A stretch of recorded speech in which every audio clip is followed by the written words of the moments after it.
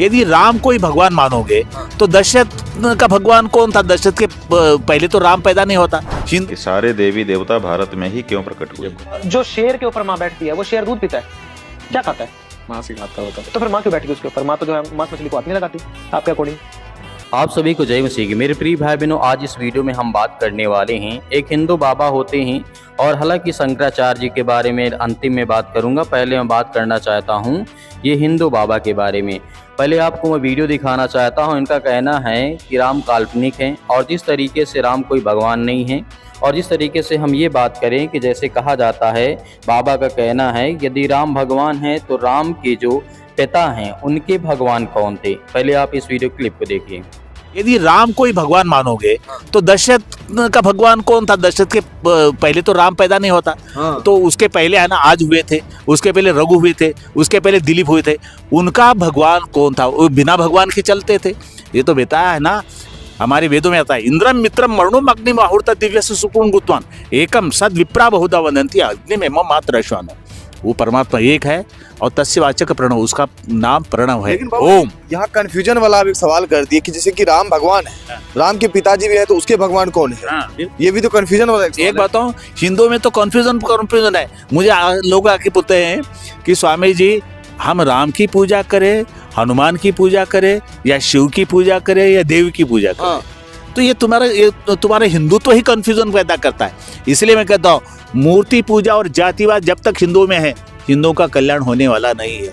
जैसे आपने इस वीडियो क्लिप में देखा कि बाबा ने सवाल, अब ये तो कोई मुस्लिम धर्म से नहीं है, अब ये ना ही कोई सिख है, ना ईसाई है, न बौद्ध है, न जैनिस्ट है, और कोई धर्म से नहीं है, हिंदू ही धर्म से हैं। तो बाबा का कहना है कि यदि राम भगवान हैं जिन्होंने बनाया सृष्टि, ब्रह्मा जो भी कुछ बनाया है सृष्टि में, आज हमें दिखाई देता है कि राम के बिना कोई नहीं चल सकता, राम के बिना कोई एक पत्ता भी नहीं हिल सकता है। तो यहाँ पर मिलता है कि जब राम का जन्म नहीं हुआ था तो उनके पिता की जब शादी हुई तभी तो उनके राम को जन्म हुआ। तो उसके पहले उनके पिता किसकी पूजा करते थे, किसे भगवान मानते थे? हालांकि जिस तरीके से मैंने जब हिस्ट्री को पढ़ा, मैंने जब ग्रंथों को पढ़ा, तो हमें वहाँ पे देखने को मिलता है 40 पीढ़ियों का जिक्र है। और 40 पीढ़ियों में जहाँ तक हमें देखने को मिलता है, राम के पिता का नाम तो आप सभी लोग जानते हैं दशरथ, और दशरथ के पिता का नाम था जिस तरीके से अज, और अज के पिता का नाम था जिस तरीके से नभाग, और जिस तरीके से उनके पिता का नाम था यतायति। इस तरीके से लगभग 40 पीढ़ी बीतने के बाद हमें देखने को मिलता है कि मर्चिस के पिता का नाम था ब्रह्मा। अब यहाँ पे दो बातें आती हैं, या फिर ब्रह्मा सही है या फिर राम भगवान सही है। दरअसल बात ये में यही आ देती है, क्योंकि जिस तरीके से यदि ब्रह्मा सही है तो ब्रह्मा को क्यों नहीं कहा जाता सृष्टि का करता है, उनकी पूजा क्यों नहीं होती है? ये भी सब बातें होनी चाहिए।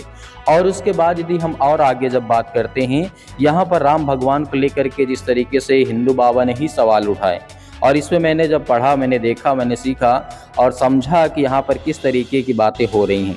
दरअसल यदि राम भगवान होते तो उनकी पूजा की गई तो उनके पहले कोई और ना होता, न उनके बाद और कोई होता। उनके बाद भी कई भगवान आए और उनके पहले भी कई भगवान थे, जिस तरीके से आपको ब्रह्मा देखने को मिलता है। अब यहाँ पे बात की जाए कि ब्रह्मा के पिता कौन थे, तो यहाँ पर भी एक सवाल खड़ा होता है। तो इस तरीके की बात है, यदि ब्रह्मा सही है या फिर राम भगवान सही है या ब्रह्मा सही है, तो मतलब इन दोनों में सही कौन है? यदि ब्रह्मा इस सृष्टि के कर्ता धर्ता यदि आप कहेंगे तो उनकी पूजा क्यों नहीं होती? उन्हें क्यों नहीं क्रेडिट दिया जाता? उन्हें क्यों नहीं कहा जाता? अब ये कहेंगे कि उन्हें अपनी बेटी से शादी कर लिया इसलिए नहीं पूछते हैं, ये है वो, तो ये सब फालतू की बातें हैं, ये हमें पढ़ने को और कहीं नहीं मिलता है। और जिस तरीके से यदि हम राम की भगवान की यदि बात करते हैं, लोग कहते हैं, गाना भी बहुत चलता है, राम न चले, जिस तरीके से संसार दुनिया जो भी कुछ है।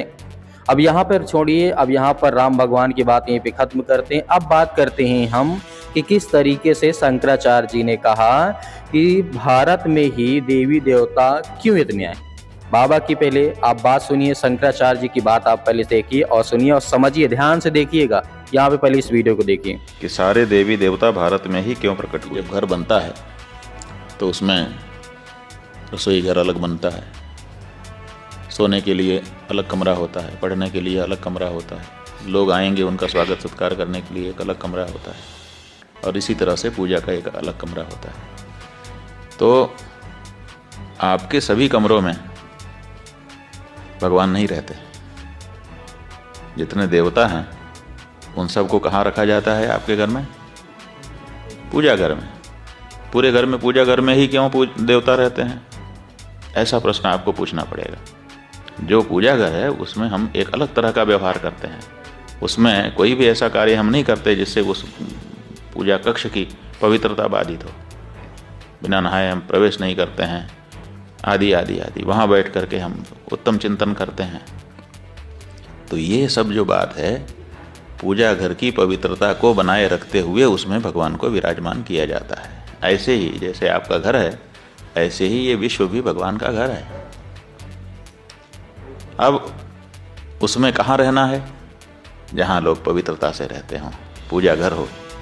तो ये पूरे विश्व का पूजा घर है भारत, और इसीलिए इसमें देवता दिखाई देते हैं।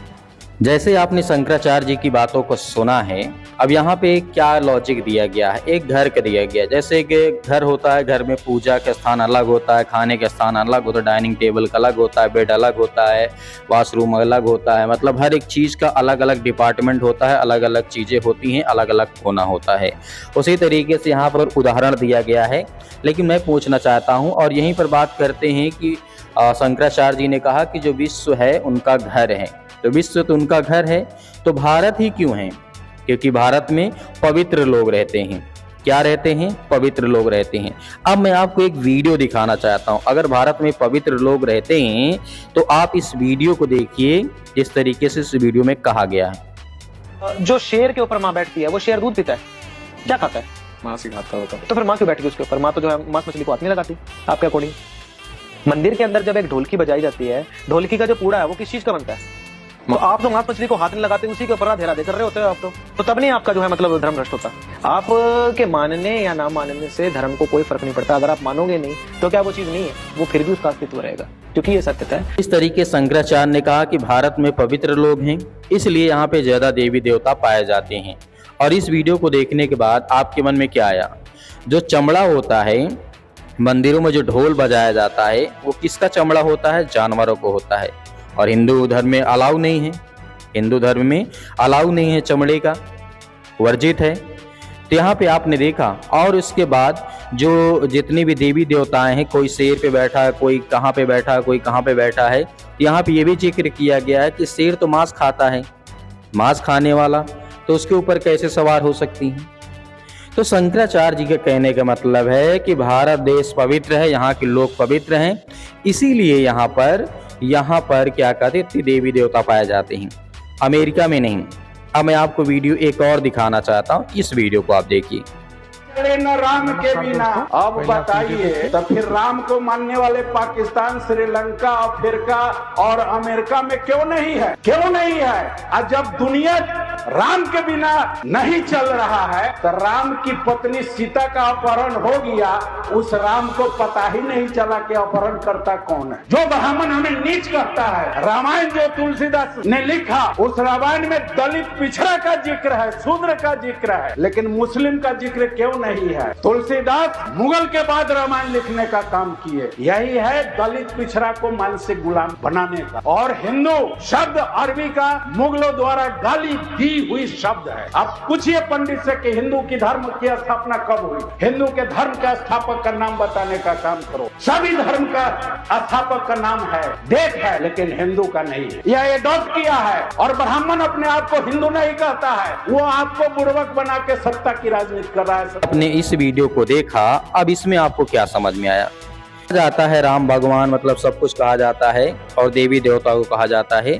तो आपने इस वीडियो में क्या देखा कि भारत को छोड़ करके और किसी देश में कोई देवी देवता नहीं, देवी देवता नहीं है।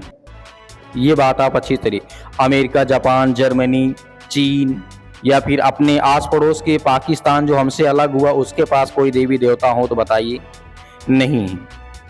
यहाँ मैं किसी को गलत नहीं साबित करना चाहता हूँ, आप समझदार हैं, आप देखिए, आप समझिए, आप सुनिए कि क्या कहा जा रहा है, किस तरीके की मेंटेलिटी हमारे समाज में क्रिएट की जा रही है। तो इस वीडियो में सिर्फ इतना ही रखना चाहता हूँ, इस पर मैं कोई टिप्पणी नहीं करना चाहता हूँ। ये सब मैं आपके ऊपर छोड़ता हूँ, आप हमें कमेंट बॉक्स में कमेंट करके जरूर बताइएगा। मिलते हैं नेक्स्ट वीडियो में।